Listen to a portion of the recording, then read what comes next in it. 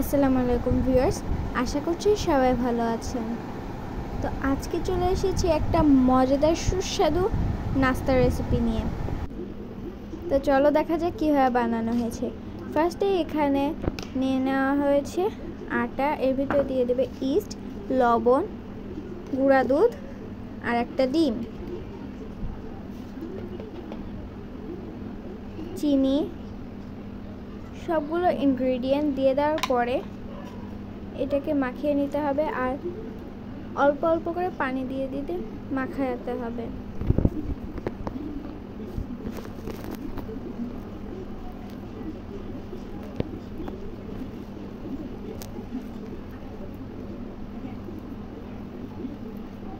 এটা মাখানো হয়ে গেলে এটাকে কিছুক্ষণের জন্য ঢেকে রেখে দিতে হবে। তারপরে চলে আসলাম একটা ফ্রাই প্যানে, এর ভিতরে তেল দিয়ে দেবে পেঁয়াজ কুচি, মরিচ কুচি দিয়ে কিছুক্ষণ নাড়াচাড়া করে ভেজে নিতে হবে।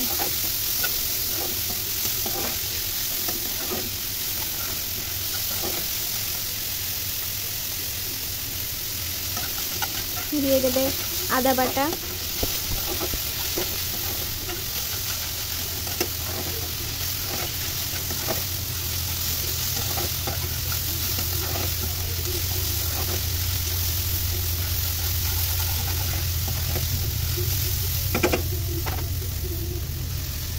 তারপরে দিয়ে দেবে আগে থেকে সিদ্ধ করে রাখা মাংসগুলোকে এটাকে এভাবে ছোট ছোট করে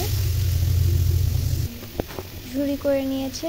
তারপর এর ভিতরে দিয়ে দেবে হলুদ, ধনিয়ার গুঁড়া, লবণ, সয়া সস,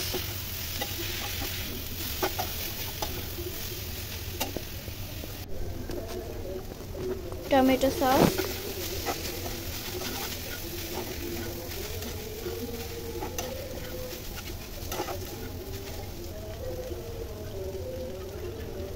তারপর এর ভিতরে দিয়ে দেবে অল্প পরিমাণে দুধ আর ময়দা দিয়ে দেওয়ার পরে এটাকে ভাজা হয়ে গেলে তারপর চলে আসছে আটাটা নিয়ে। তো আটাটা ঢেকে রাখার ফলে এটা ফুলে গিয়েছে। তো এখন এটাকে এভাবে করে লম্বা করে নিতে হবে। তারপরে এর ভিতরে এভাবে লম্বা লম্বি পুরগুলোকে দিয়ে দেবে। ভিডিওটি যদি ইউটিউব থেকে দেখে থাকেন তাহলে সাবস্ক্রাইব করবেন, আর যদি ফেসবুক থেকে দেখে থাকেন তাহলে ফলো করে আমাদের পাশে থাকবেন, যাতে আমরা আরও নতুন নতুন ভিডিও আপনাদের সাথে শেয়ার করতে পারি। ভিডিওটি ভালো লাগলে অবশ্যই লাইক করবেন। পুরটা দিয়ে দেওয়ার পরে এর উপরে দিয়ে দেবে টমেটো সস। তারপরে এটাকে ভাজ করে মাঝখান থেকে এভাবে কেটে নিতে হবে, আর এই তো এভাবে সবগুলোকে ভেজে নিতে হবে। ভালোভাবে ভেজে নিতে হবে যাতে আটাগুলো কাঁচা না থাকে।